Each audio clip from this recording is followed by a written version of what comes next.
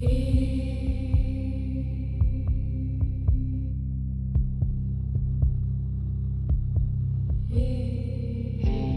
clock strikes 12, I step into the haze. Whispers call me from 1,000 graves. Shadows dance in corners out of sight. I chase the unknown deep into the night. I hunt the fear you dare not face. In the darkness I embrace the trace. The dead, they speak their secrets shown. Welcome to the bizarre and the unknown.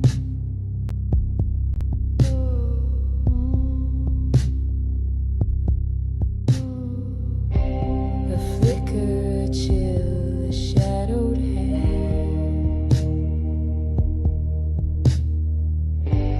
The unseen lingers where I stand.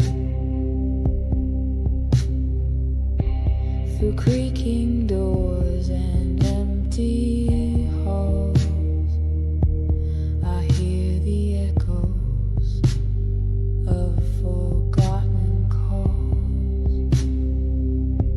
I hunt the fear you dare not face. In the darkness I embrace the trace.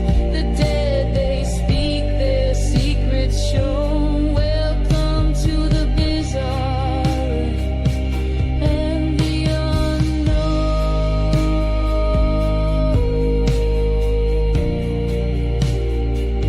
And the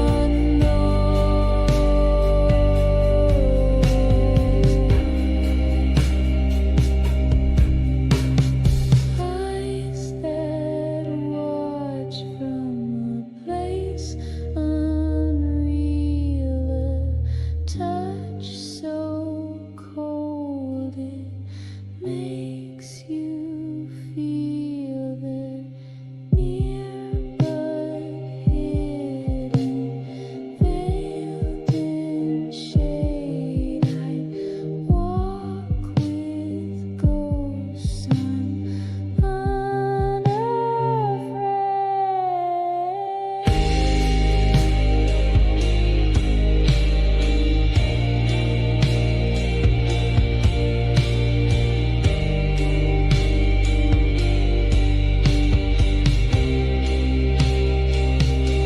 I hunt the fear you dare not face. In the darkness I embrace the trace.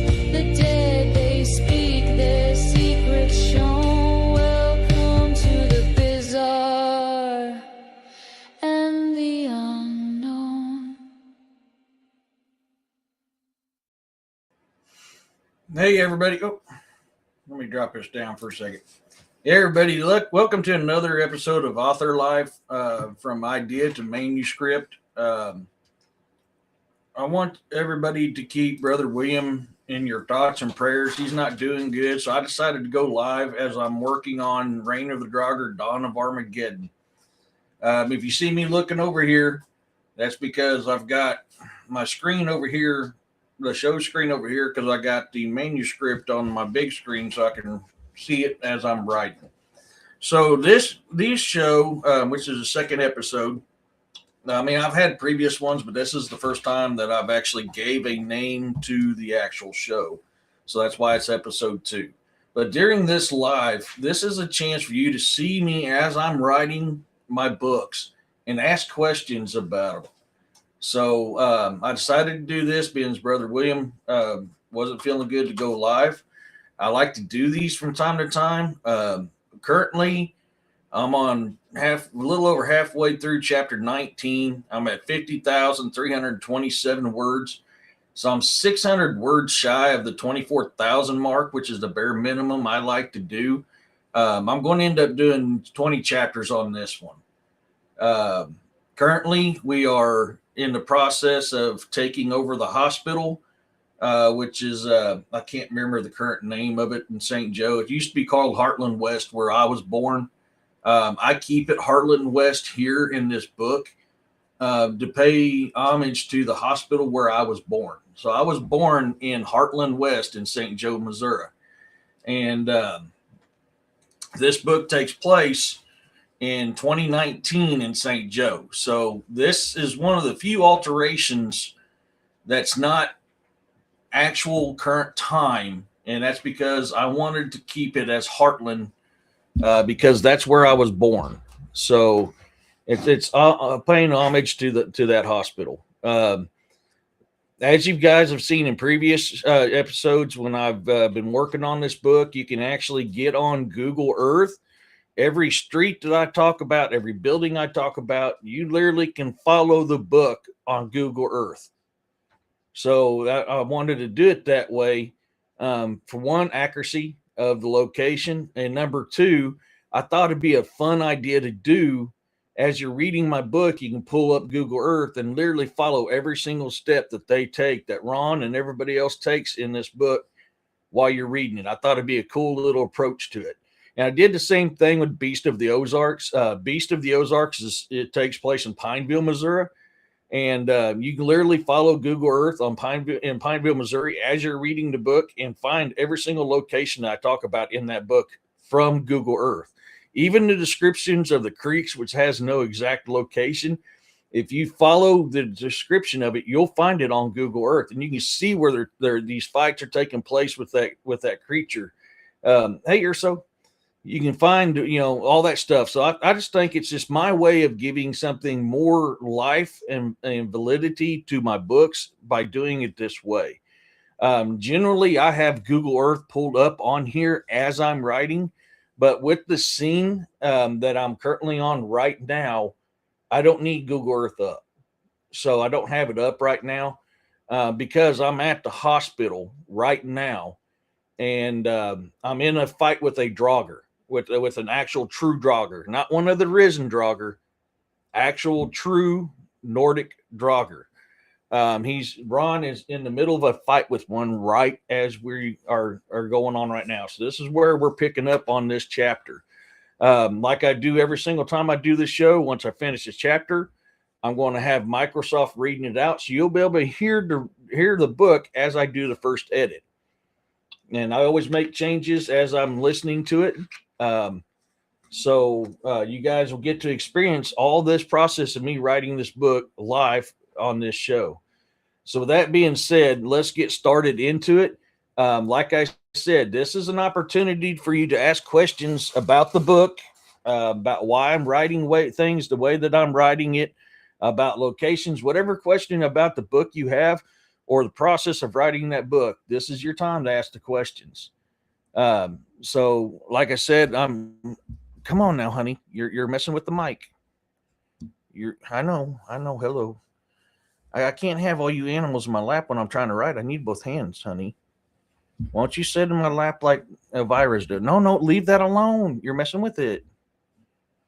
Sorry, my co-authors are messing with the mic and everything else. So to give you kind of an idea of where we're at the moment, they are in the process of taking the hospital over. And there's 5 teams in the hospital. They've taken over the first floor already.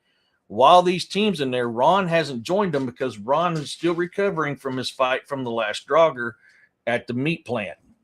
If those of you who's been following my writing on this for a little while, knows about Ron fighting a true Draugr in the meat plant.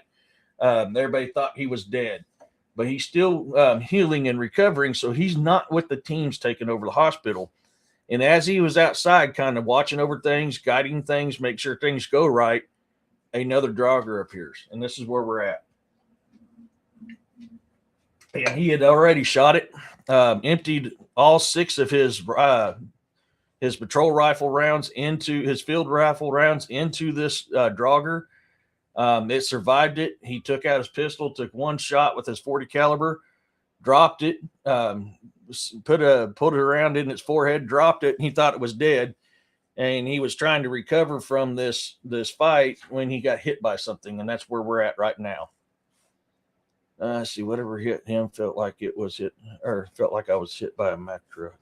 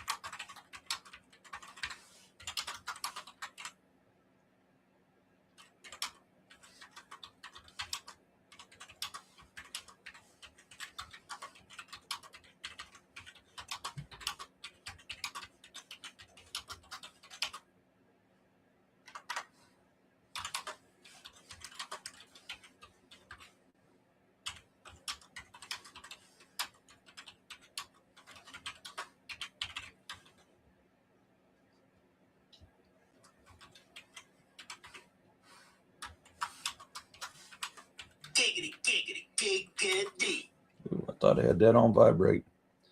It with a tall glass of shit. Oh yeah. Oh shit. Yeah. Yeah. Can you guys kind of read that as I'm writing? I'm kind of curious on that. If you guys can see it as I'm writing, because I've got it on a small screen, so I can't see it as well on that one. But I'm not sure how you guys are looking at it and how it appears, because my screen's condensed on the platform side because it's got all the other extra stuff on it.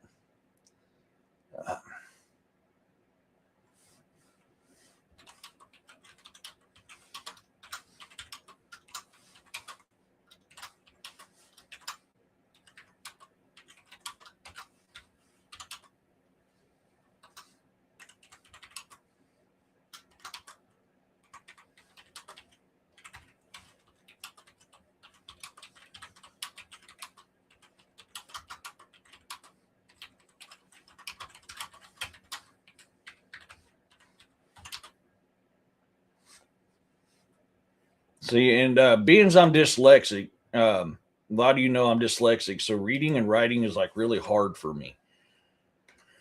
So when you're seeing these red lines or these pink lines like this on here, that's Grammarly. It's helping me to be able to write this in a proper way. If I enlarge it, okay, good. It helps me to know that I'm writing in a correct way. Now, Grammarly and me have a very big misunderstanding on how people actually talk. Grammarly is very modern, where I'm very old school. So me and Grammarly do have to fight. There's a lot of times I accept what it wants, and there's a lot of times I don't, because I'm like, no, that's not what this is what I'm trying to say, and it wants me to say something completely different.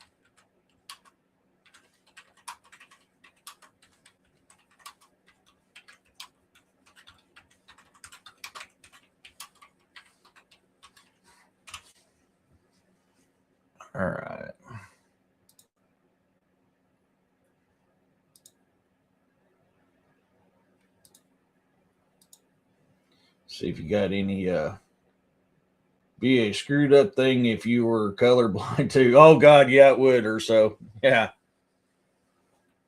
Come on. Now you're being making it hard for me to write, honey. Step her on my shoulder. So, like a lot of my stuff, I literally write military style because that's what I know. And so during this fight, I'm not Leo. I've never been Leo. Ron is Leo. He's the sheriff of the county in St. Joe. So it's real hard for me to write in that aspect because I'm not Leo. So a lot of this is still military based style writing with the fights, what we call things and stuff like that, because that's what I'm more familiar with. So anybody out there, Leo, who's reading this, it should be very similar, but it's also going to be a little different, and that's why. So I apologize ahead of time for that. But this is page 5 of chapter 19. So I've got about 3 more pages of this to write. Like I said, I've got to hit that bare minimum of 54,000 words. I am 3,300 words shy. I'm at 50,493, 149 pages right now. So chapter 2 or chapter 20 will finish that up. I don't want your butt in my face. Come on, honey. Yeah, I know. You make things difficult sometimes. You know that? Oh, you're just going to leave me hanging like that? And then we'll go prancing off. Let me get topped off on coffee. How's everybody doing this morning? I was working on this, waiting to see if William was going live. So it's good because I need to get some writing done.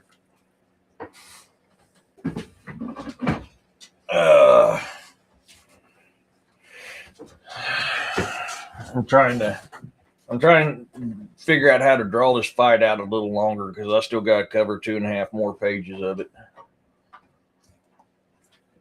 A little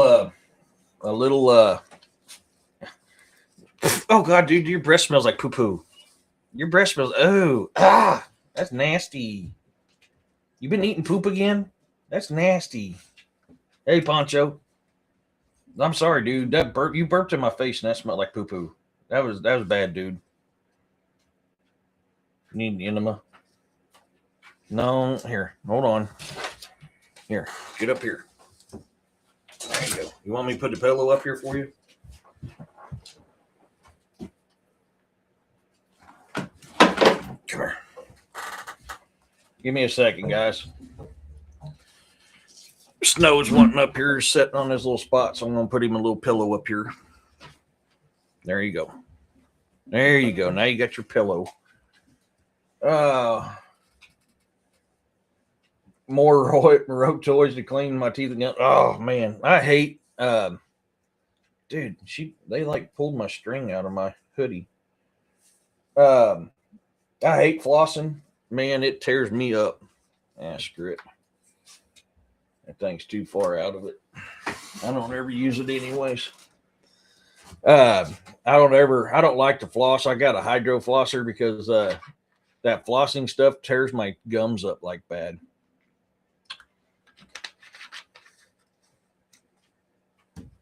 But yeah, I'm trying to figure out how to draw this fight out. Now in chapter 20, just a little side note for those watching this live, something very awful is going to happen in chapter 20, which chapter 20 will be the last chapter of the book, unless I've got to put a chapter 21 in. But as of right now, chapter 20 will be the last chapter of the book.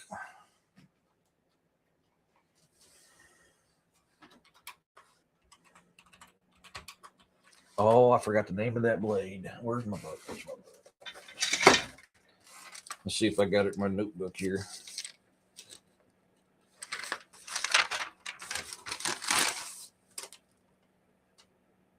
So the hospital's name is Mosaic Life Care, but in my book, I still call it Heartland West.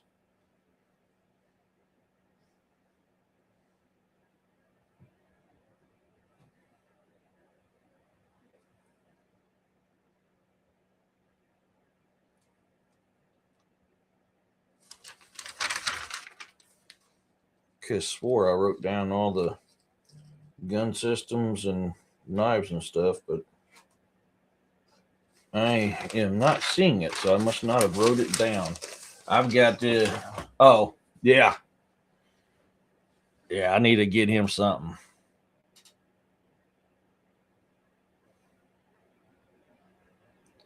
Give me a sec. I got to hop on my phone. There's a certain knife that I like for Ron to use. Actually, let me try to search it this way. I might be able to find it quicker this way.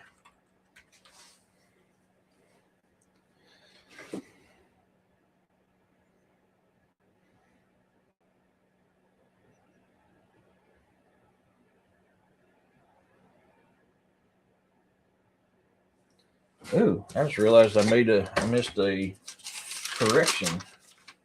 I'm glad I did this.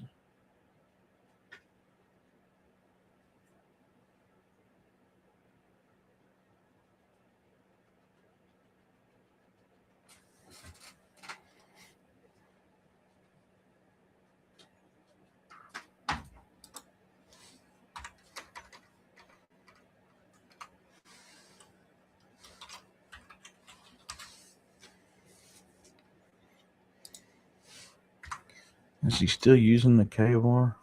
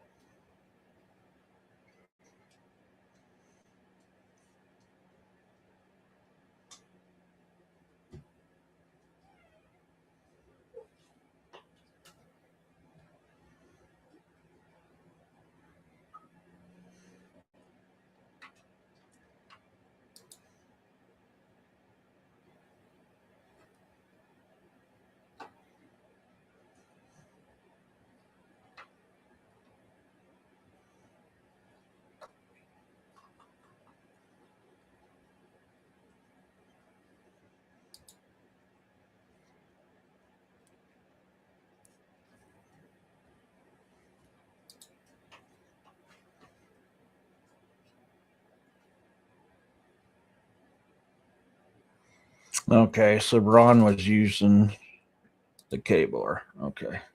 I want him to use something different in this fight. Yeah, I probably need to. I've got some rope toys, but Poncho Snow don't like to play with toys anymore. He's stubborn that way. I don't know why he is. He used to play with them, but nowadays he don't.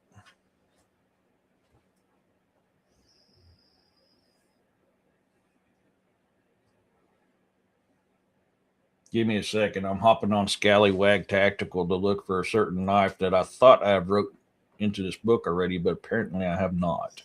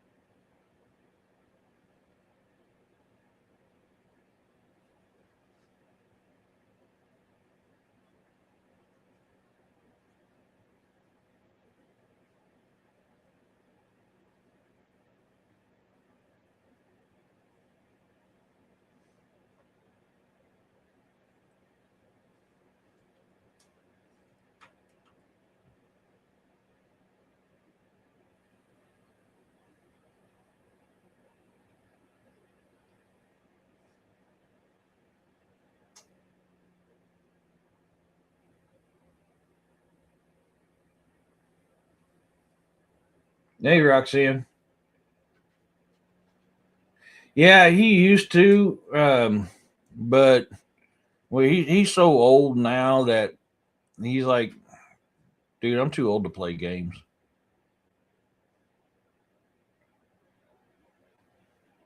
Oh, wait. Oh. Daggone it. I don't know why I didn't think of this before. Daggone, I knew I remember now what I was wanting to use. I don't know why you keep forcing me to change that.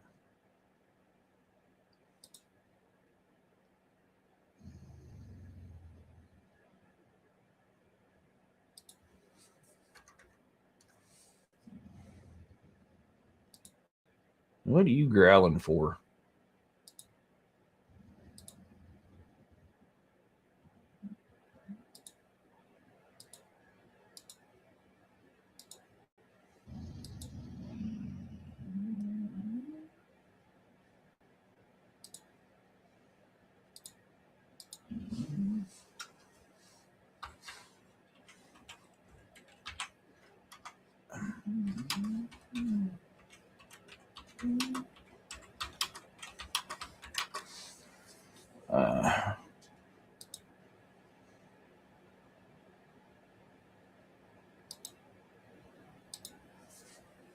Oh my gosh, I just forgot the name of that.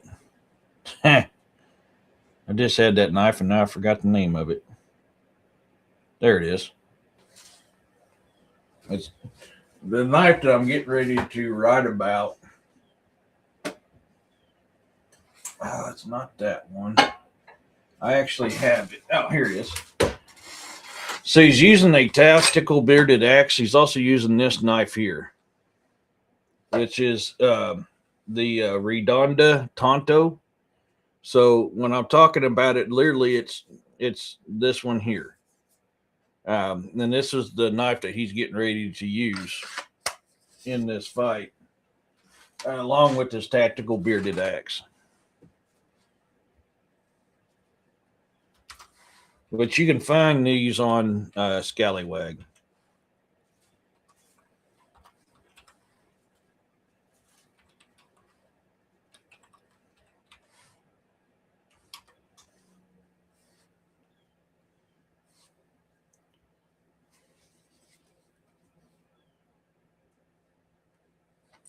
So if that's curiosity, a lot of stuff that I write about is stuff that I use personally.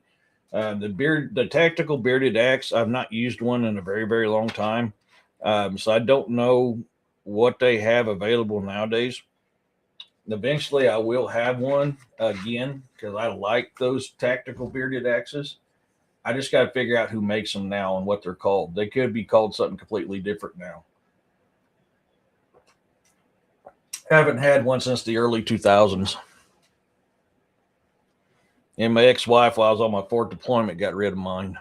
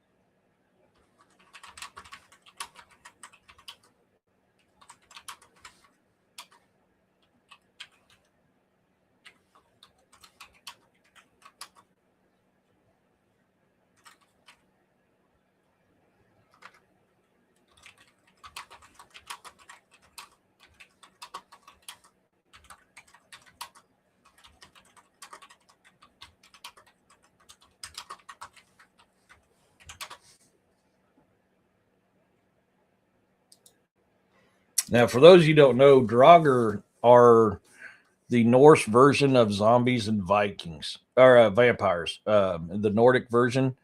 So that's why this is called, Reign of the Draugr. These Draugr, they have a lot of powers. They're evil creatures. They're not really. They can be difficult to kill, but not really at the same time. Um, if you read the old sagas about them, uh, concrete drill spikes are perfect weight for a throwing knife, and they're $3 each. Oh yeah, I never really thought about that. Uh, But if you read those sagas about how the Norse and the Danes and the Icelandics and all those who ever fought Draugrs, they all say the very common thing: you have to take its head off and you have to burn its body. That's how you do it. But these things can walk through rock. They can walk through. They can grow in height and strength. They can invade people's dreams. They're very bad things. I mean, these things ain't something to mess around with. Um, but I mean, far as taking one out, you just got to remove the head and burn the body, which is the mistake you're seeing here that Ron made because he got too comfortable when he put that 40 caliber in his forehead and dropped it like a sack of taters. He thought this fight was done, and now he's paid the price for it. So now he doesn't have a rifle, he doesn't have a pistol because he didn't keep track of his mags, and he went through all 6 of his mags trying to take this thing down. End up dropping it like a sack of taters with the round from his pistol, and then when he got hit, it ripped the rifle from a single point sling and knocked the pistol out of his hand. So now he's got to go hand to hand combat with this thing. And so now you got to be up close and personal with it. So what Ron should have done in this fight after he dropped it was remove the head and burn the body, and he didn't do it because he didn't think about it. So this fight here is something to kind of get people to think about. A fight's not done until it's done, and to not make mistakes. Keep track of your ammo count, and don't take yourself out of the fight until the fight's done. And these are consequences if you don't do these things. This is actually what's happening to Ron right now. He's made those 2 vital mistakes, and it's costed him. So now he's in a different kind of fight in which he ain't fully recovered from his last one, and now he's got to get up close and personal and dance the death dance with this thing because he didn't finish it. And that's kind of the storyline behind this chapter here.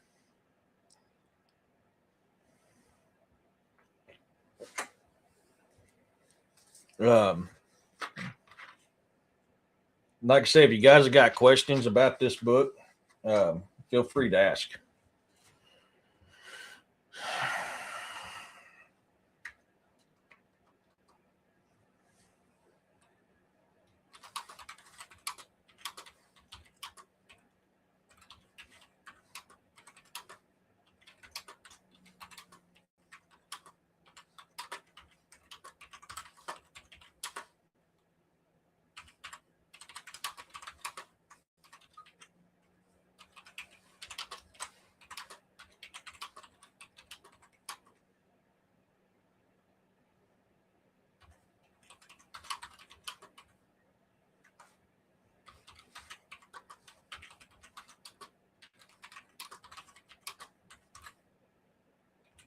Uh,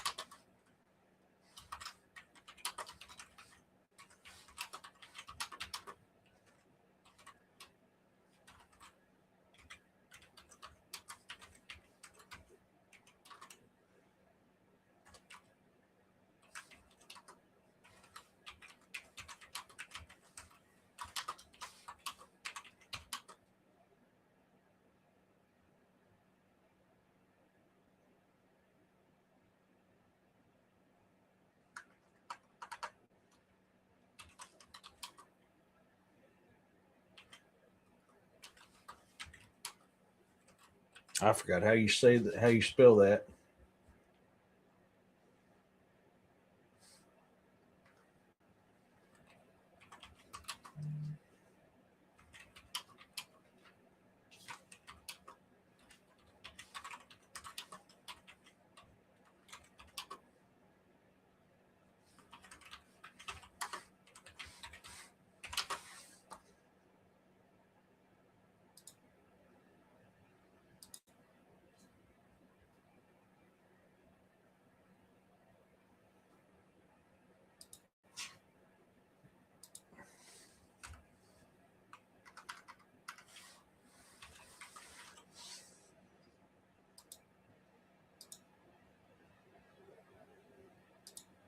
That's what I thought it was.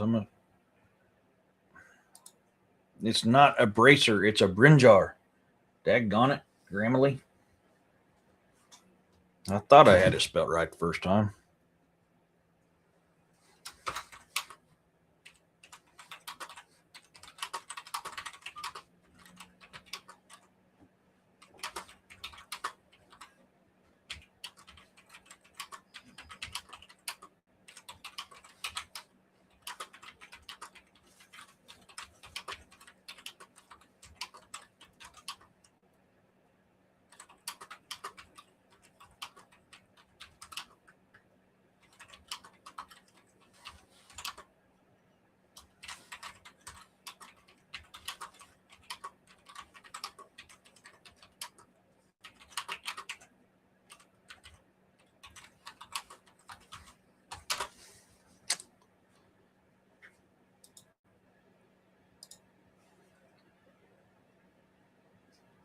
How you doing this morning, Roxanne?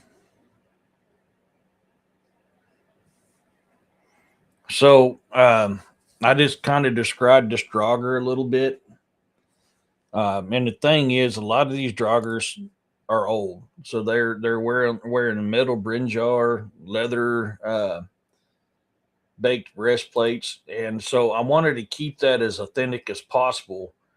That's why I wrote it that way in here. I might have a picture here, very similar to what um,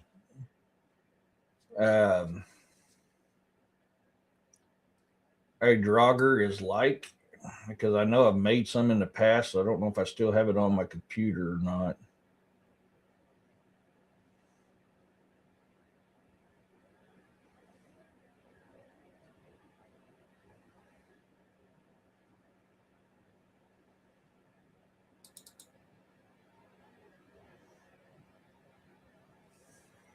This is going to be very close to what a Draugr looks like. I mean, my cover to the book is a really good one. Why ain't you showing?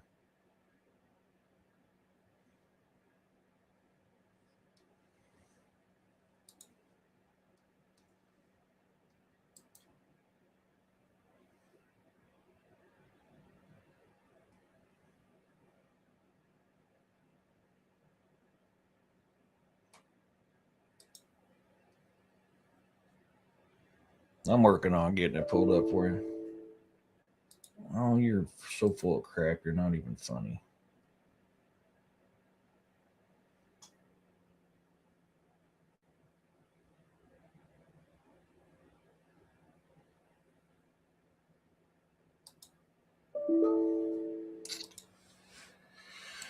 You're gonna fight me on this one, ain't you?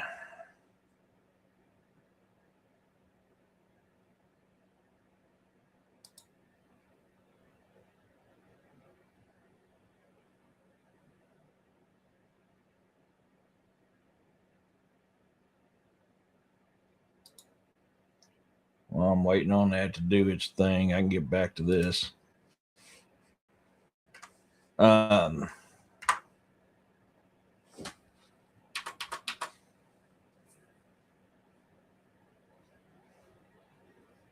oops, that's not the right photo.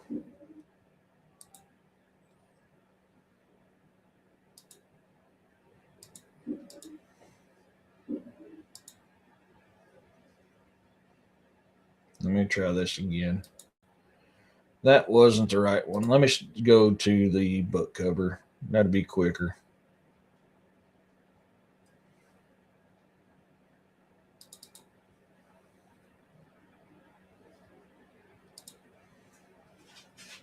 Oh, crap. Hit the wrong button.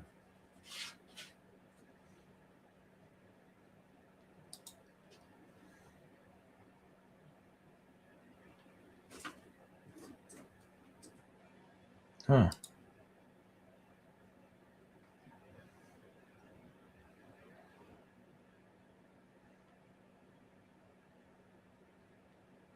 Wow. You are looking a little different.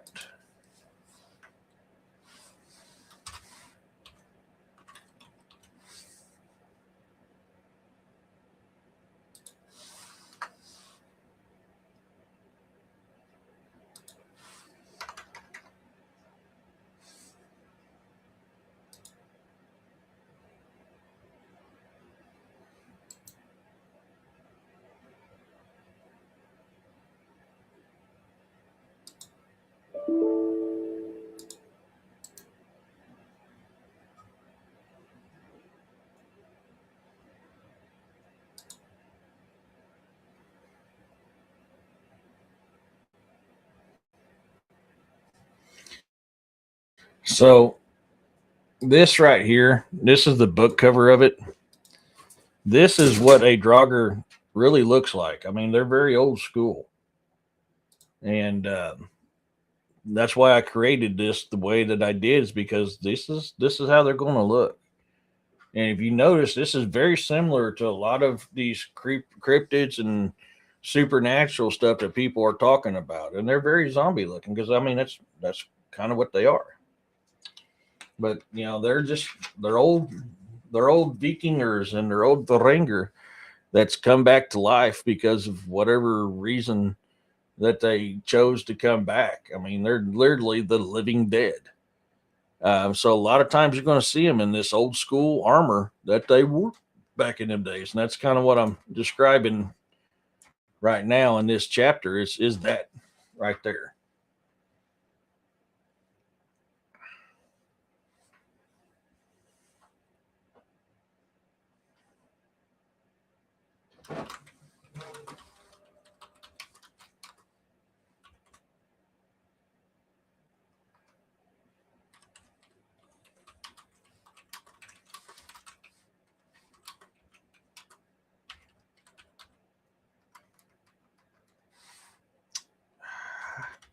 My fat fingers are hitting extra buttons.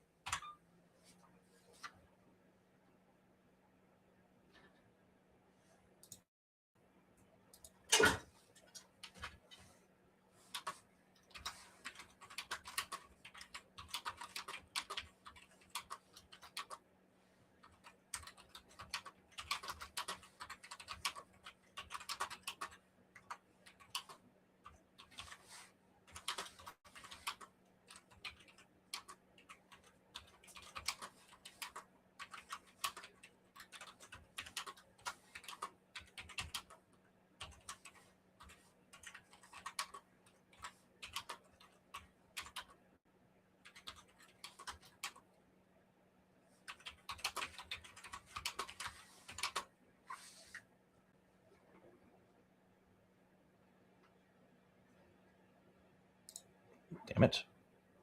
Come on.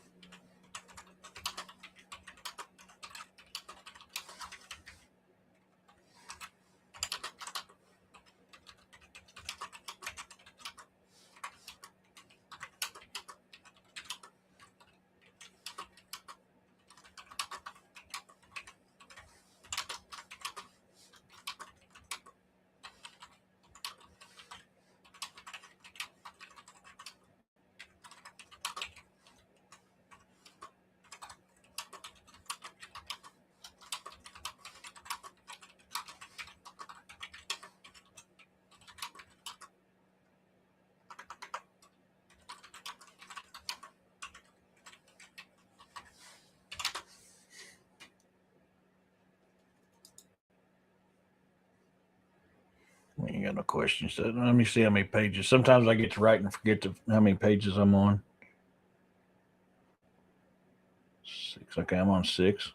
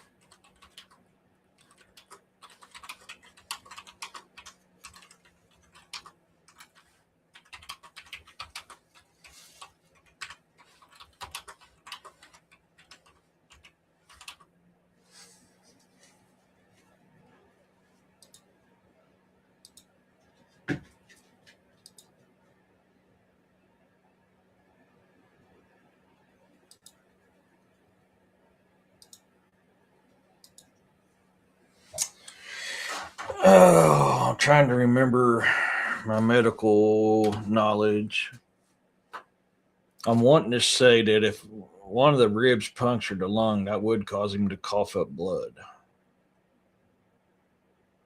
I'm pretty sure that is true.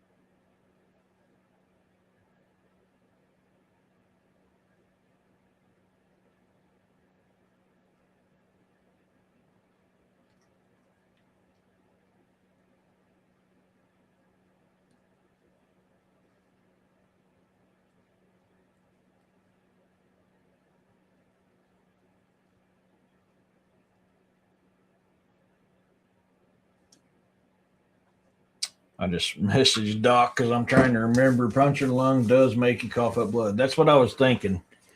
Hey, Machete. Yeah, yeah, just working on the book here. I was thinking, I was trying to remember off the top of my head. I believe that would cause the wheezing in your breathing and for you to cough up blood because that blood's filling that lung from the puncture. So I messaged Doc because I was like, I think I'm correct on this. I mean, because I'm no medic like him. I just know combat field medicine. But I was trying to remember some of my old training, and that sounded familiar.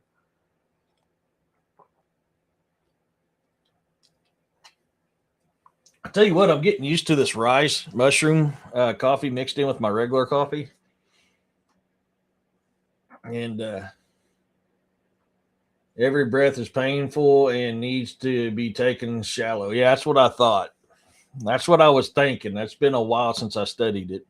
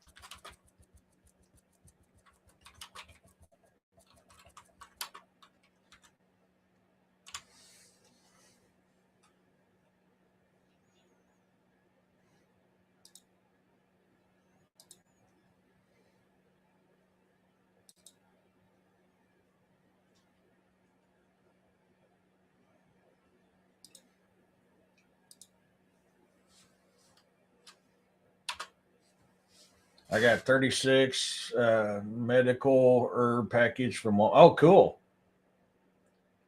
I make tea out of everything. Heck yeah, Machete. I still haven't found a chaga mushroom yet in the wild. Yeah, I got me some of that rice coffee. I've been drinking it at work every morning. I can't drink it straight, so excuse me. I mix it with my coffee, and that's what I did. And of course, it came with some protein stuff and some other things with it too. So I'm trying something a little different on this one than I do at work. It's just a regular rice mushroom coffee. And the taste was unique, and I guess it's because I wasn't stirring it correctly. This one here, I stirred it up a lot better, and I can't even taste it.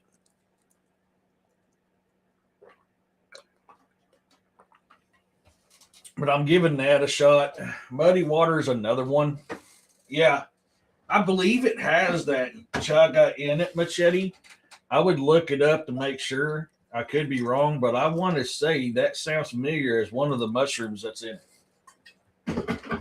The other one that I'm thinking about trying is called Muddy Water. I haven't tried it yet. I was trying this rice first. I know, but I need to get some chicory root. I haven't had chicory root in a coon's age. I need to get my hands on some. I know that was like a supplemental for a tea and a coffee both long ago, but it's like really good for you. And Native Americans used to make a tea from it. Chug is a superfood. Yeah, that's what I was thinking. I was thinking that. So I think I'm on page 6, if I remember right. 2, 6, yeah. So I've got 2 more pages. I've got to figure out how I'm going to end this fight within them 2 pages so I can get set up for the final chapter. And to my Ahin Yar readers, please, I've sent out an email, plus it's on my Patreon of chapters 1 through 18. Please give that a read and let me know what you think so far. I will be, when I'm finished with this chapter 19, I will be sending that out too. You dig up roots all the time? Yeah, I need to get back to doing that. Get off my keyboard. You know better.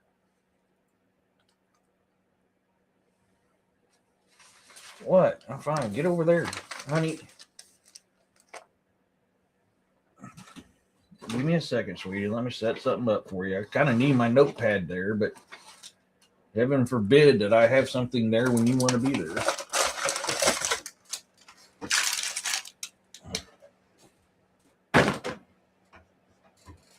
I need to be able to see my screen. Can you at least lay down? Huh? Can you at least do that so I can see my screen? That sucks. It's one of the healthy addictions. Heck yeah.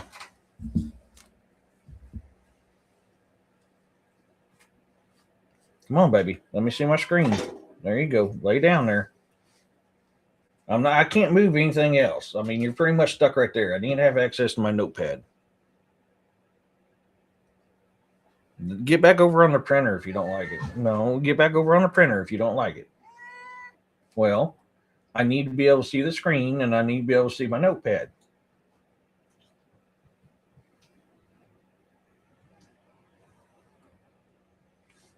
Get up here. Come up here and lay down. This is what I deal with when I'm no, keep your paw off my keyboard. This is literally what I deal with every time I write.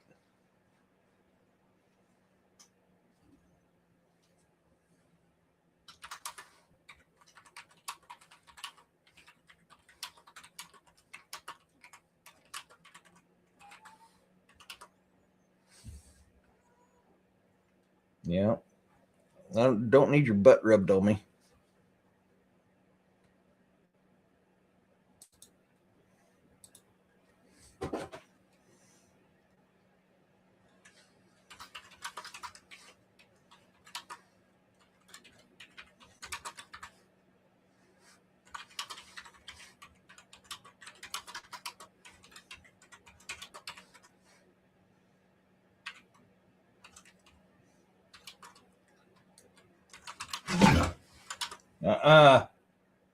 You don't do that to the kitties. No, sir.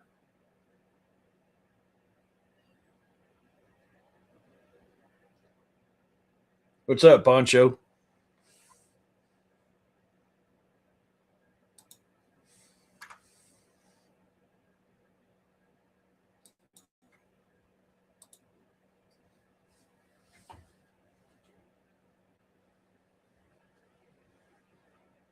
What do you mean, what the heck?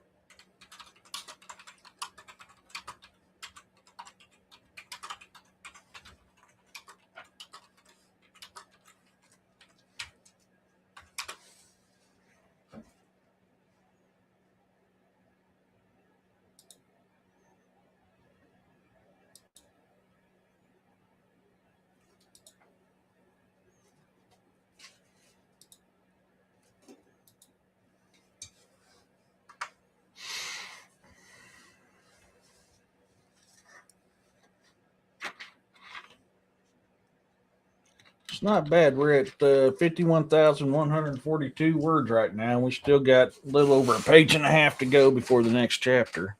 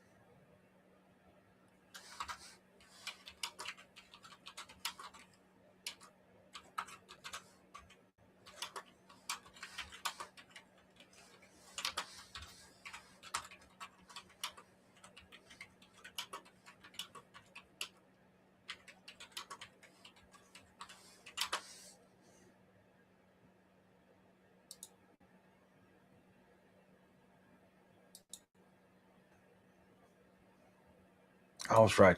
Where was the C in that? Dang it. I knew it.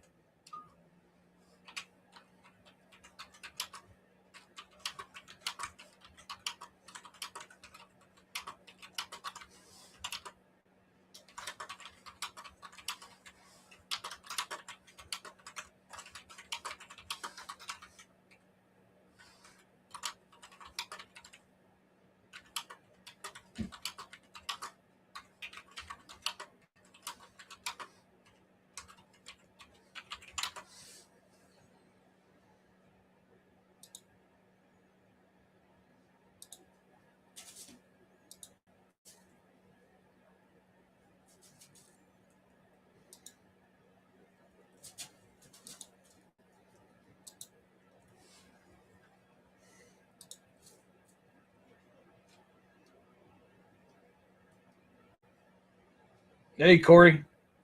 Not much. Trying to finish this book up. I'm about done with chapter 19. He keeps wanting me to change this stuff, and I've said no, I don't know how many times.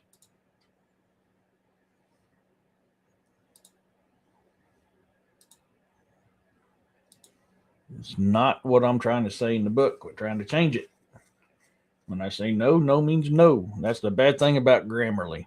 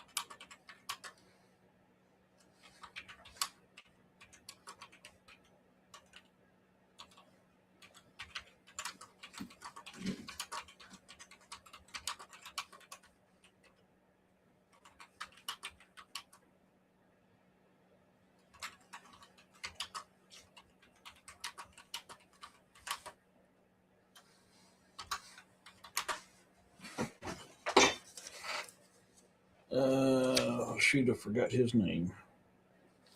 This is why I keep a notepad so I can remember everybody's names and if they're alive or dead.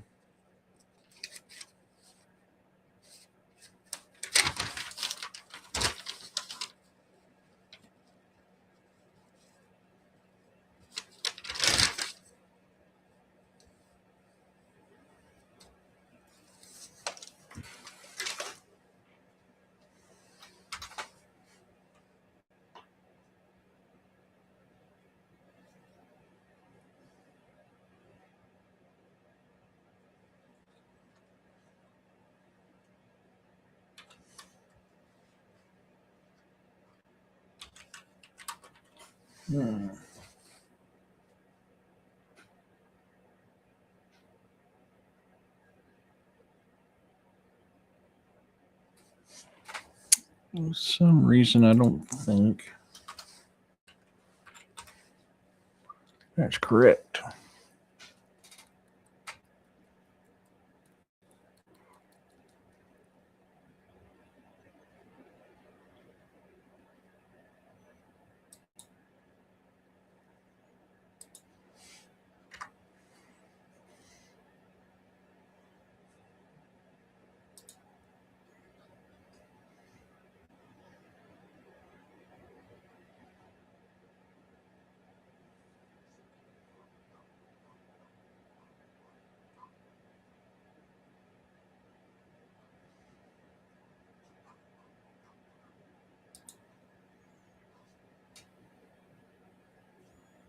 Oh, yeah, that is. That's right. That's what I was doing wrong.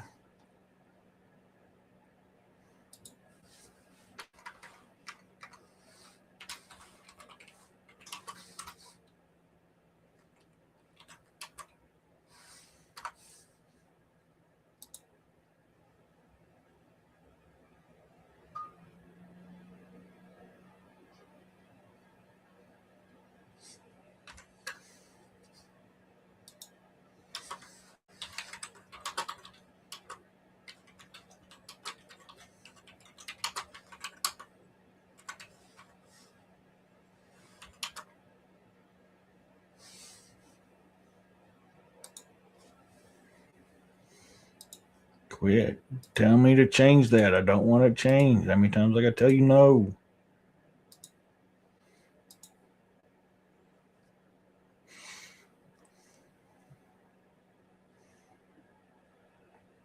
All right. Chapter 19 is finished.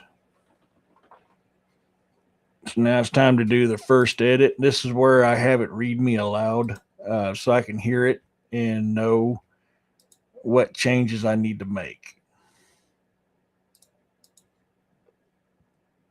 Let me know if you guys can hear this when it plays. Chapter 19. It is time. Danger is all around us. We dodge it every day, but there are times when we cannot avoid it. What you do during that moment will determine the outcome of that danger. By E.D. Testerman. The time has come. And the teams moved in. Everything outside the mission seemed to freeze, and tunnel vision set in. The fear that I felt for this operation was more than what a normal... It's not playing its normal deal. Daggone it. Start this over. Chapter 19. It is time. Danger is all around us. We dodge it every day, but there are times when we cannot avoid it. What you do during that moment will determine the outcome of that danger. By E.D. Testerman. Okay, good. The time has come, and the teams moved in. Everything outside the mission seemed to freeze, and tunnel vision set in. The fear that I felt for this operation was more than what a normal person should feel. The outcome of this operation could go in so many directions, and we had no intel of what awaited them on the inside. Everything seemed to move in slow motion. I could hear my heartbeat thundering from within me, and it felt like it was about to explode from my chest at any moment. I had not realized that I was holding my breath. I could not turn my focus from these brave souls running into the mouth of the beast. Once they all entered, it did not take long before the sounds of gunfire could be heard. It was light and sporadic. That was a good sign for now. That meant that there were only a few on the first floor. Sadly, that means very little for the sound echoes through the empty building, and that would be like ringing the dinner bell for the risen. I could not sit still as every fiber in my body wanted to join them. I hated being sidelined, and it was gnawing at me. I just realized I messed something up. That's why I thought it didn't sound right.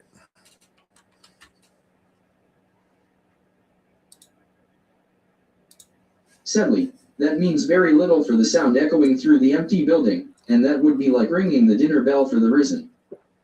I could not sit still as every fiber in my body wanted to join them.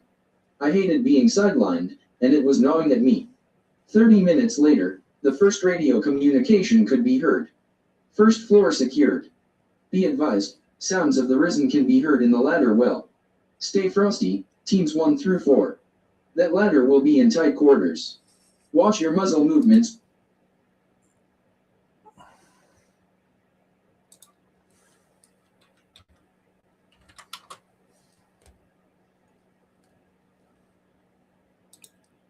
Sit still now, honey.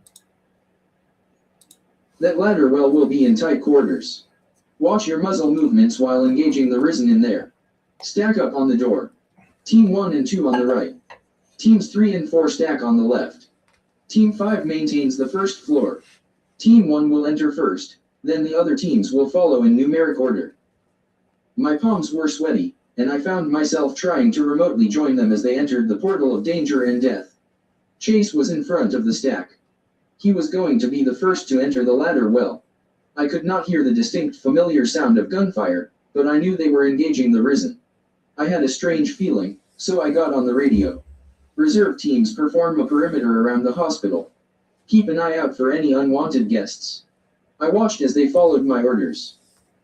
I could not shake the feeling that we would soon be encountering the risen that would be drawn in by what is going on. Although we could not hear the action that was taking place inside the hospital, that does not mean that they would not know what was going on. Beings the Draugr brought the dead back to life. It would not be far-fetched to believe that they were linked somehow. I looked around, then I froze. There in the middle of the road, below the overpass, stood... Oh, I just realized I spelled that wrong.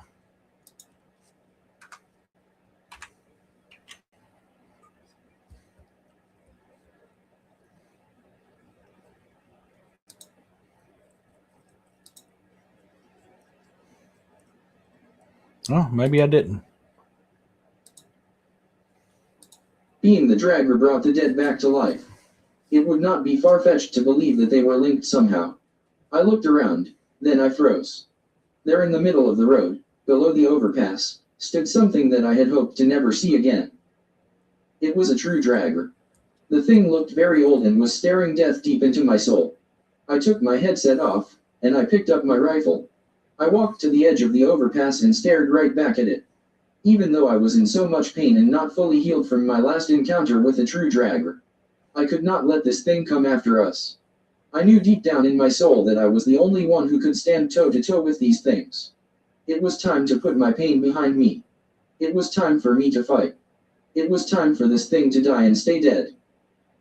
I tightened my grip on the pistol handle of my rifle. The ugly bastard snarled at me. I turned to my right and walked to the end of the overpass. I climbed up the shipping container. I could faintly hear the others yelling at me, but I was so focused on my target, my task, that I could not fully hear them. I was preparing myself to join Odin in Valhall. I was not about to lie to myself. The condition that I was in did not allow me to survive this fight. I took a deep breath in through my nose and let it out through my mouth. I lifted my right foot and jumped from the container. I landed on the soft grassy ground, rolled with the impact and stood to my feet. The thing watched me and growled at me while...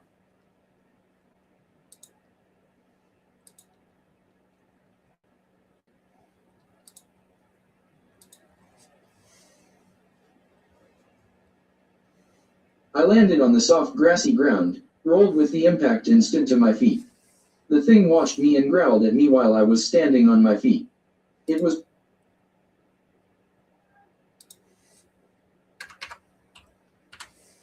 This is why I like it to read it out to me.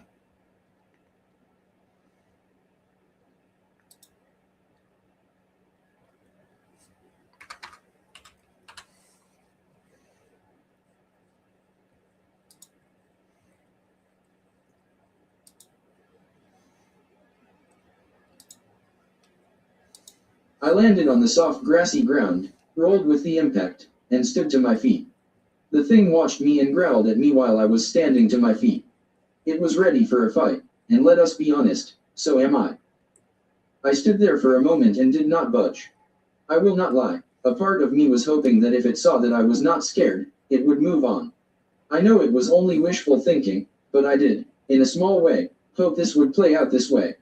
I did not want to die, and I was not in any condition to fight this thing. I knew it was futile and wishful thinking, and it only took a few seconds for me to confirm it. It took a step towards me, and I brought my field rifle up in the high ready. It froze and just stared at me. Oops. That was wrong. Oh, crap.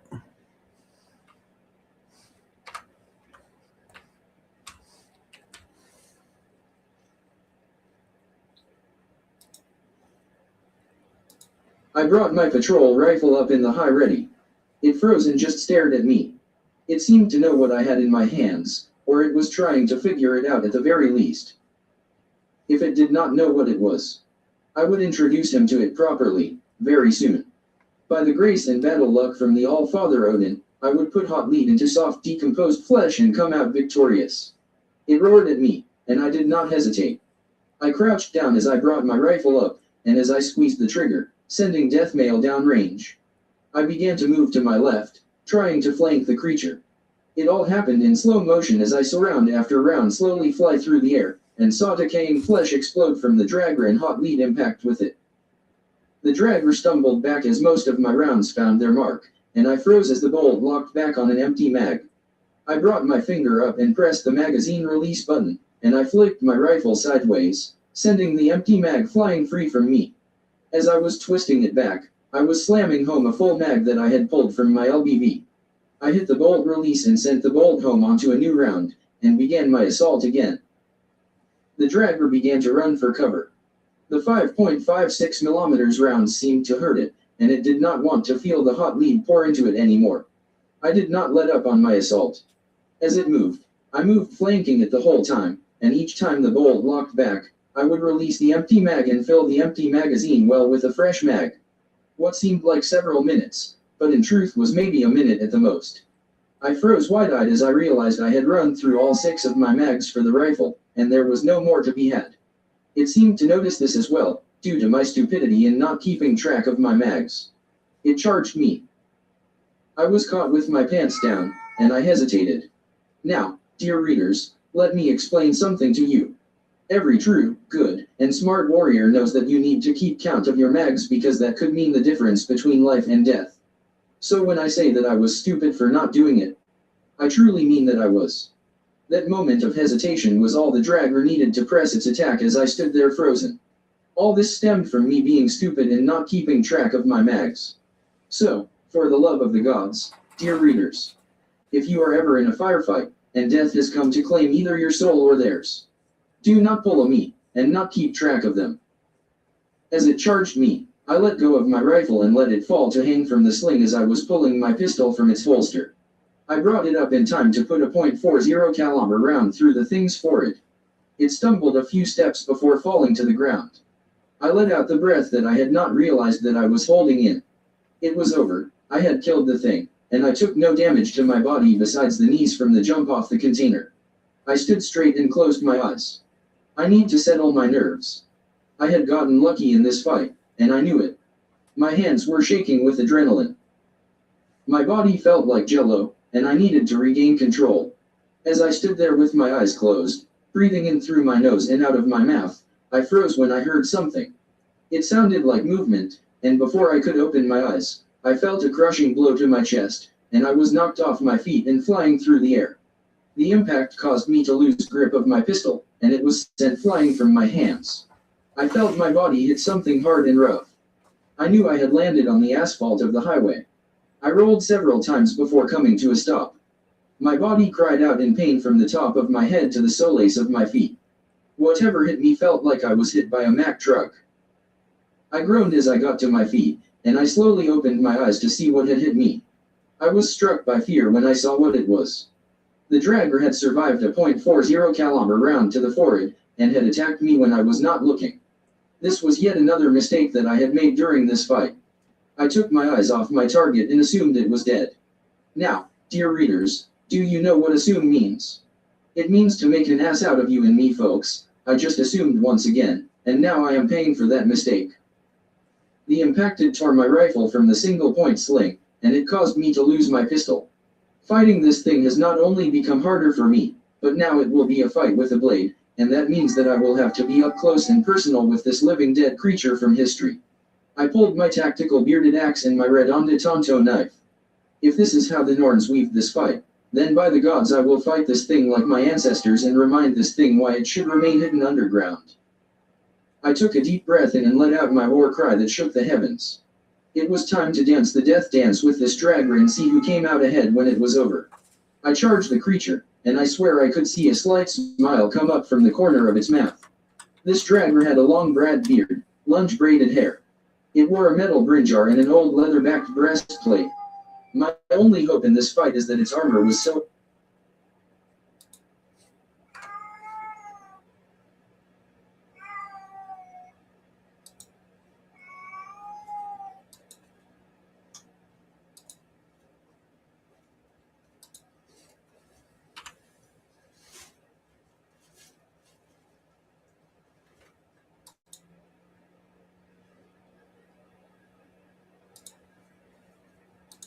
This Draugr had a long, braided beard and long, braided hair.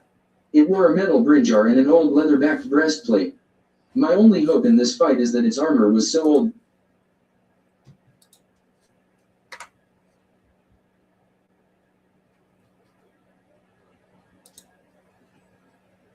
And an old leather-baked breastplate. My only hope in this fight is that its armor was so old that it had weakened from its time in a tomb under the ground. Otherwise, this fight would be a difficult one. Just before I collided with the Draugr, I dropped to my knees and slid past the thing. As I slid past, I swung my knife wide and sank the blade deep into its thigh. It roared out a painful roar, and I twisted the blade and yanked it free. With any luck, this would slow the beast down and make a more even fight between us. When I came to a stop, I turned as I stood back on my feet. The plan seemed to have worked. It was clutching its leg, where I had stabbed it. I allowed a slight smile to form, and I charged it again. I swung my axe for its neck, but the crafty bastard was wise to my attack and leaned back out of harm's way from my blade. I had swung with such force that when I missed it, I was thrown off balance, and I had left myself open for an attack. The Draugr took advantage of this and slammed its fist into my ribs with such force that the impact from it picked me up off my feet, and I could feel just as much pain. 3 ribs broke from the punch. This was not good. But is that I can feel just as much. That's what I did wrong. Or it changed it without me near knowing it.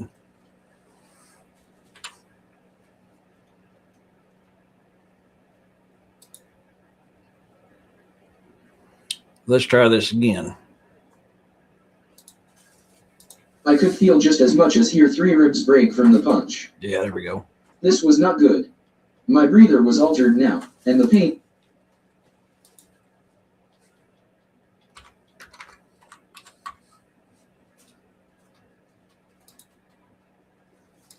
My breathing was altered now, and the pain from my broken ribs caused me to lean to that side, and slowed me down. That was a very costly mistake, and fear began to creep into my thought cage. This thing was smart, very smart, and knew how to fight. I stumbled back from the Draugr. I needed to come up with a new plan to fight this thing. If I did not, then this thing would surely kill me, and I did not know what that meant for the community. I could hear the wheezing that accompanied my breathing now, and I felt a violent cough form up. When I coughed, a large amount of blood came up with it. This was not good. I was hurt worse than I had realized. I would say that one, if not all, the broken ribs had punctured my lungs. My breathing came now in short breaths, and my vision began to be altered. I would need to end this fight soon, or I would surely die. I could not stand to my full height. The Draugr pressed its attack, and I braced myself for it. I saw an exposed section of its ribs, where the chainmail and leather breastplate had rotted with time. I had mere seconds to suck up the pain and exploit the vulnerability that it had provided for me. There was no time to plan for T his attack. I just went for it.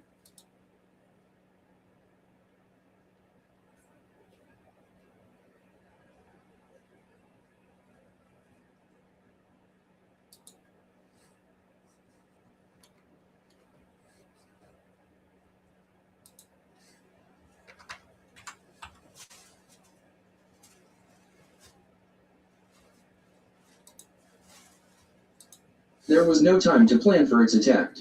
I just went for it. Dang it.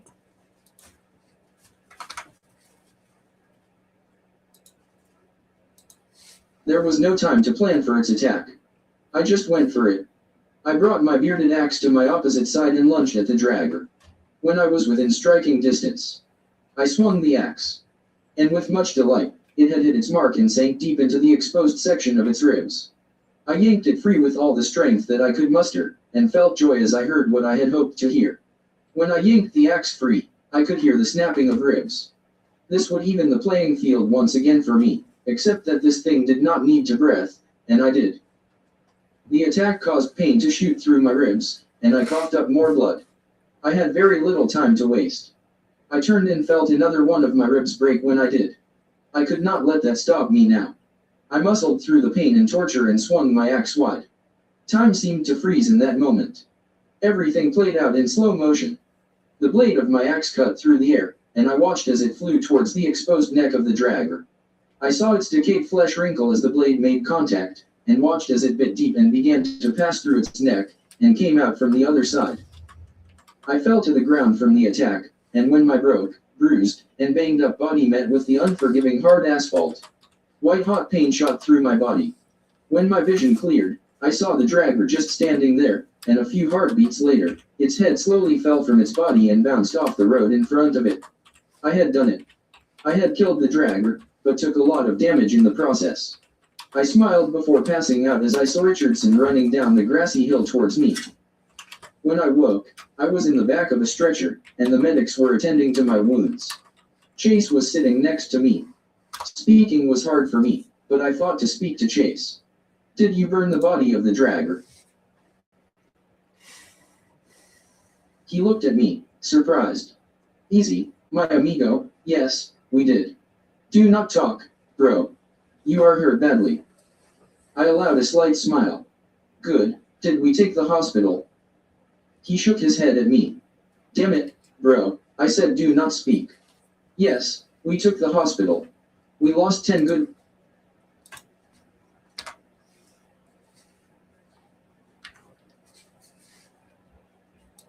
Yes, we took the hospital. We lost 10 good warriors in the fight, but saved 20 doctors, nurses, and patients. No, shut up, or I...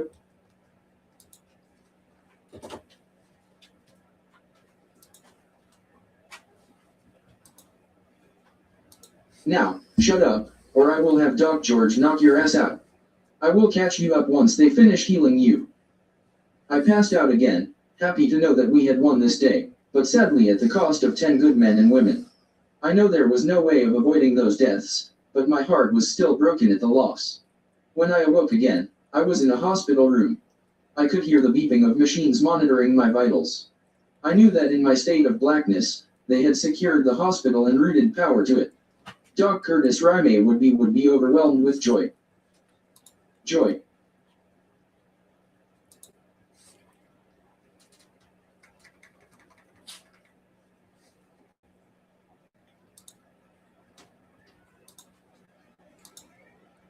Doc Curtis Raime would be overwhelmed with joy.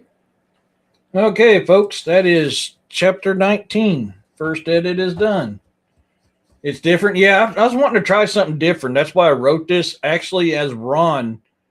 You know, Ron's the main character in this book. And so I wanted to write this from his mind and how he saw how all this played out. I thought it'd be fun, something different, something unique. That's why I wrote it in first person that way, as if it was Ron telling the story what happened.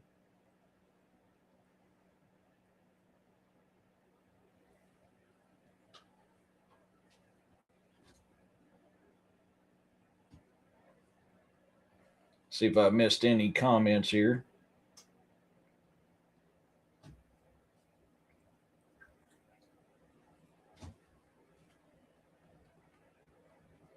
I'm glad today's amazing for you, Auntie. So this is chapter 19. That puts us at 152 pages, 51,640 words. So chapter 20 should be enough to finish this book.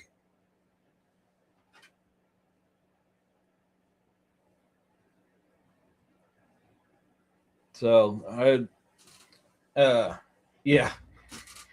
And like I said earlier, chapter 20 is going to be a sucky chapter to write. Something terrible happens in chapter 20. I'm not going to give it away. I'm just going to let you know chapter 20 is going to be a sucky one to write. But it should be the chapter that finishes this book. I should be done with it after this. And while we're looking over this, has anybody got any more questions about this chapter or this book in general? Then let me know what you think in the comments of me writing this as is if it was Ron Stumper telling the story. This series of books is written in a format of kind of like Ron's journals that they're using as a historic book for the future, because he talks about from the start of everything, how everything started up until it ends. This is the first book in this series, and that's kind of how I wrote it. It's almost like a journal entry from Ron Stumper himself. I thought it'd be something unique and different. I don't know what you guys think of writing in this style here, but it's almost like you're reading his thoughts in this. No worries, Don. That's just kind of the get off my keyboard. Daggone it. You know better.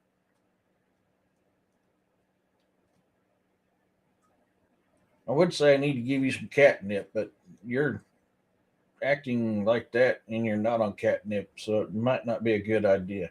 But yeah, that's why I kind of wrote it this way. This would be different.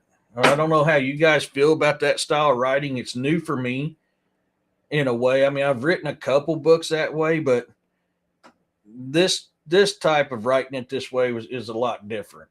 So I don't know. I figure I'd see how it goes.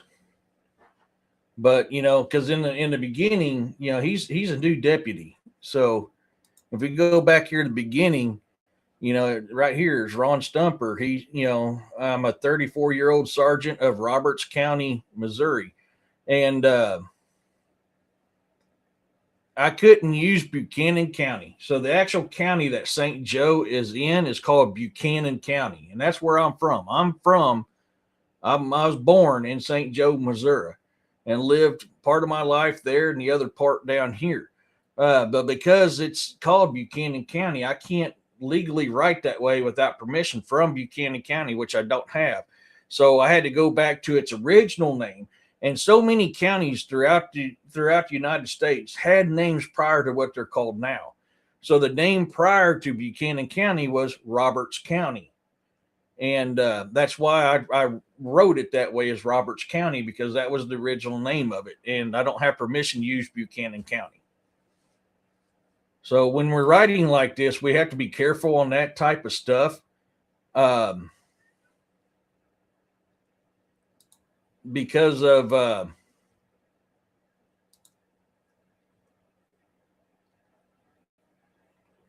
I'm gonna mess with you later. Just wanting me to change a bunch of stuff again. That's the bad thing about Grammarly. You don't want to get into a legal issue for writing something the way you did. So that's why if any of my counties that I write about, I go to their original name for that reason. Has anyone ever done fasting? Yes, I have. And I'm thinking about starting it since I'm 24 hours in already. Yeah, it's good. It's good to do so about 3 or 4 times a year, you want to do a 3-day fast. A couple times a year, you want to do a 7-day fast. I've done 2-3 day fast here and there. I haven't done a 7-day in a long time. It's hard for me to do it because I'm hypoglycemic. So when I'm doing fasting, I have to be careful, Auntie, because of that right there. Because that can put me in a coma and unalive me. So fasting for me it's hard. It's hard for me to do. But if you take care and you watch yourself while doing it, you should be okay. Yeah. So it's actually good, and it's biblical. You know, it talks about in the Bible that you should fast. One of the things I'm doing, and this Rise coffee is supposed to help with that. I'm mixing it with my regular coffee is to help me get them contaminants out. But fasting will help you get the contaminants out of your body. So, but it is actually biblical. Biblically, you're supposed to do that. Yes. Yeah. Vision questing, you're fasting as well. Absolutely. Yes.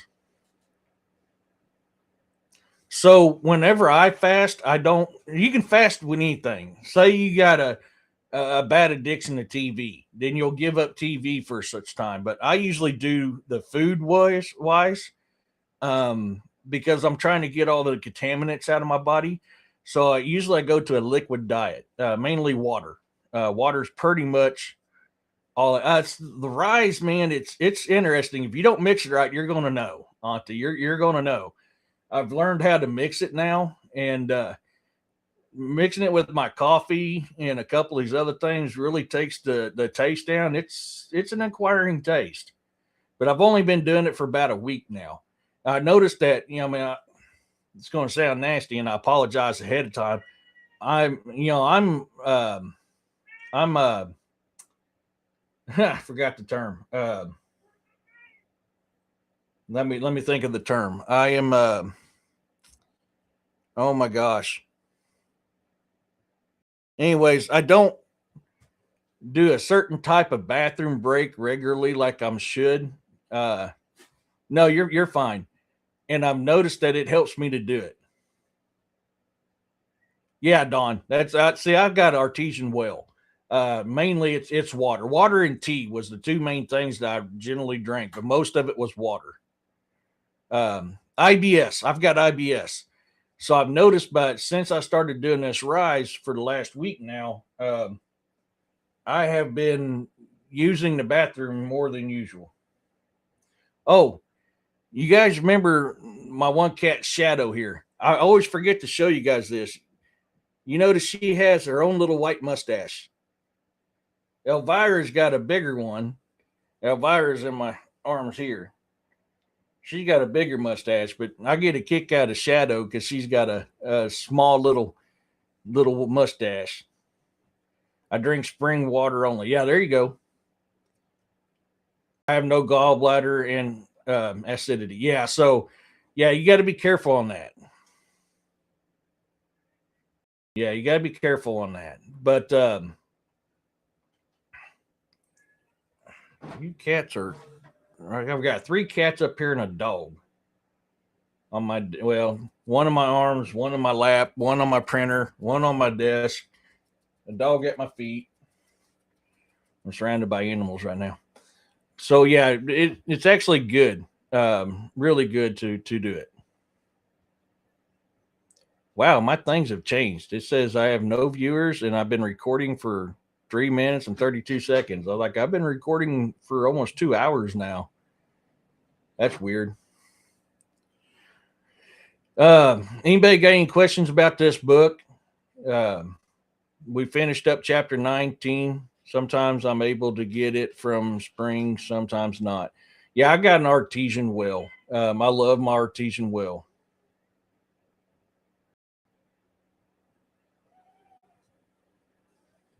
I can always tell the difference with city water because I've had an artesian well for 30 years now. We've lived out here for 33, and we've had this well for 30.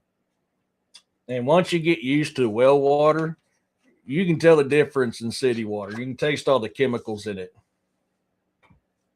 I know it's I don't know what's going on with this thing. It's weird. When you buy spring water at the store, it's not real. No, it's not, Don. It long as it has 1 drop of spring water in it, EPA allows them to classify it as spring water.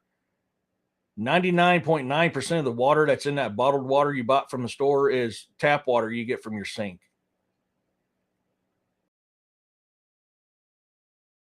Yeah. I don't remember what the cap colors mean, but yes, Auntie, the cap colors tell you a lot of stuff.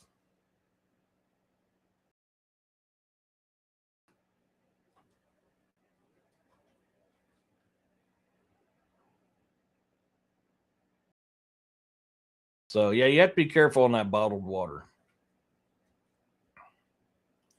I grew up on well water. I agree. I could taste the difference. You can. Oh, my God, yeah. You get to that city water, you're like, ugh. You just literally taste all the chemicals that's in that water. It's so nasty.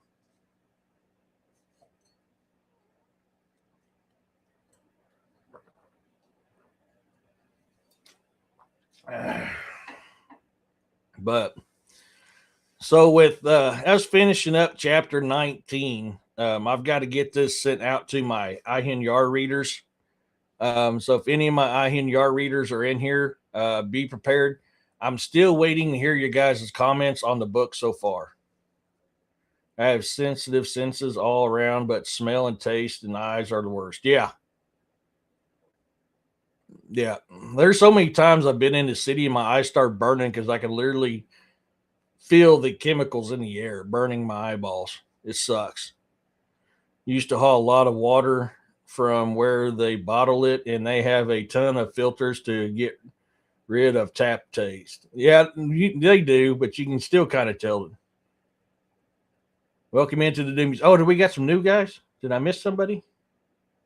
If I missed saying hello to you, I apologize. Hello. I don't think I missed anybody. I could be wrong. I get to doing the first edit, and I sometimes forget to check the chat. So what do you guys think of chapter 19? I want to hear you guys' comments on that. How you think that chapter went with the taking of the hospital in that fight? Auntie. And like I said, chapter 20 we'll finish the book. Oh, okay. Yeah, some of them probably ain't commenting. But that's why I do these lives when I'm writing from time to time. It gives you a chance to get into my mind when I'm writing. Now, I can't play the music because I'm usually listening to Nordic chanting music when I'm writing, and I'll get lost in the writing. But YouTube will ding me if I do that. Going to the corner now. Bad boy, no biscuit.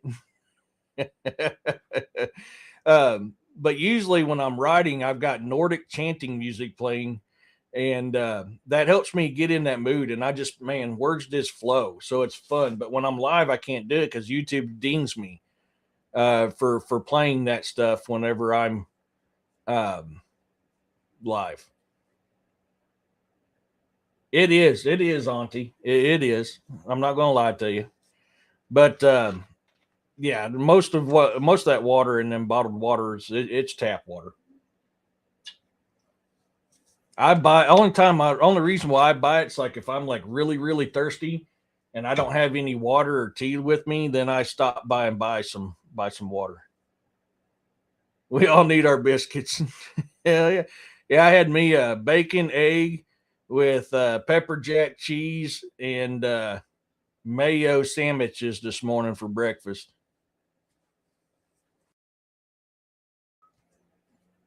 But being William wasn't feeling good, I figured I'd go live for a little bit, working on my book, and let you guys kind of see how that's going. So I'm kind of happy. I should have this done hopefully this week or next week. Reign of the Draugr, Dawn of Armageddon should be done and put out to publish, hopefully within the next week or two. So if you guys are following my author's fan page on Amazon at amazon.com/author/ED Testerman, keep an eye out because here in the next couple of weeks, if all works out right, Reign of the Draugr, Dawn of Armageddon will be available.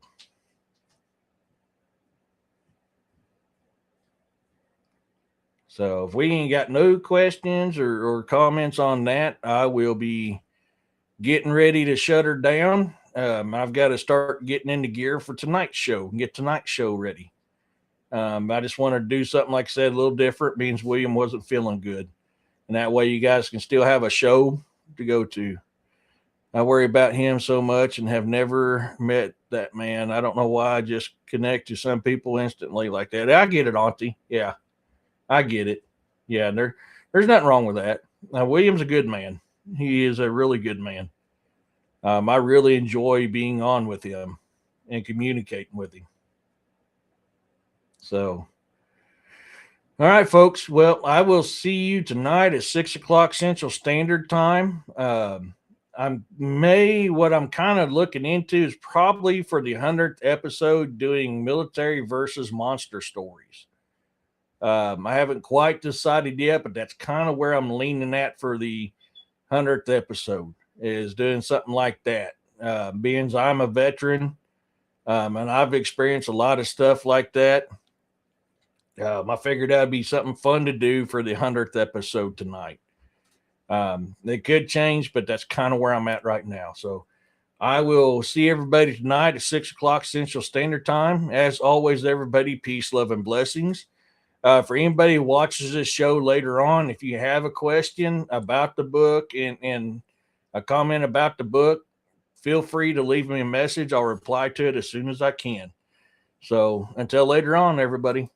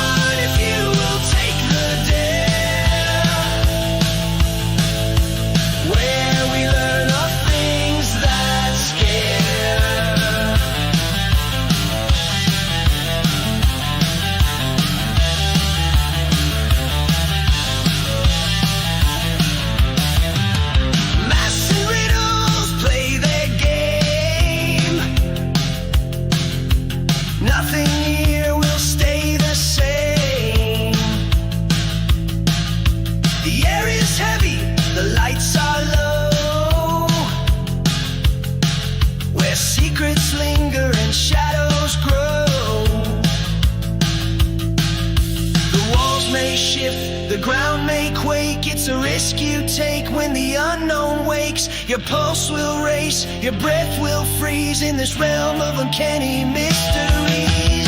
Dare to tread where the darkness hides, through the cracks of the world's thin sides.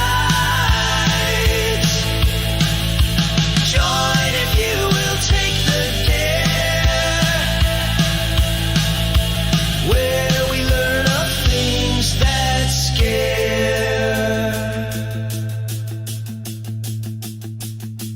The bizarre way grin. Its world pulls you slowly in, but once you're here, you'll never roam. This is now.